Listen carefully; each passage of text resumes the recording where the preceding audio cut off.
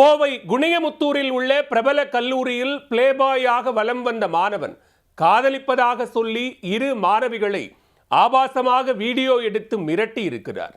அதே கல்லூரியில் மூன்றாவதாக மற்றொரு மாணவியை ஏமாற்ற முயன்றவர் போலீசில் சிக்கியது எப்படி?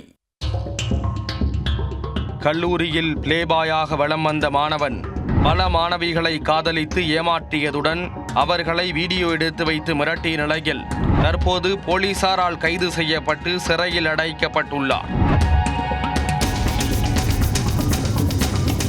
கோவை குனியமுத்தூர் பகுதியில் ஸ்ரீ கிருஷ்ணா கல்வி குழும கல்லூரிகள் செயல்பட்டு வருகின்றன.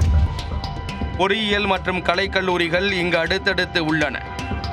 கலைக்கல்லூரியில் நாகர்கோவிலைச் சேர்ந்த ஸ்ரீதர்ஷன் என்பவர் MA 2ஆம் ஆண்டு ஆங்கில பாடப்பிரிவில் படித்து வருகின்றார்.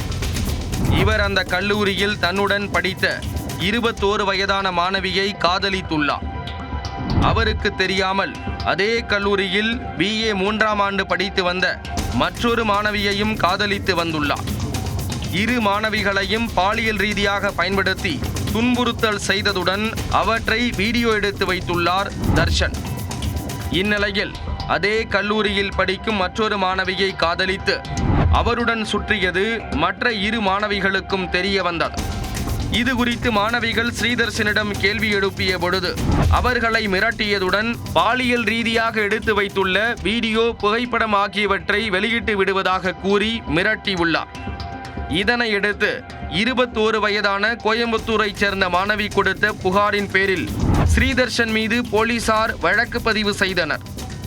இதேபோல அதே கல்லூரியில் BA 3ஆம் ஆண்டு படித்து வரும் தேனி மாவட்டத்தைச் சேர்ந்த மாணவியும் மாணவர் தர்ஷன் மீது புகார் அளித்துள்ளார்.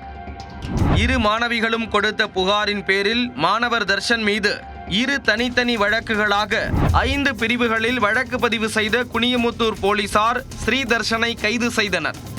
பாலியல் வழக்கில் கைது செய்யப்பட்ட ஸ்ரீதர்ஷனை நீதிமன்றத்தில் ஆஜர்படுத்தி கோயம்புத்தூர் மத்திய சிறையில் அடைத்தனர்.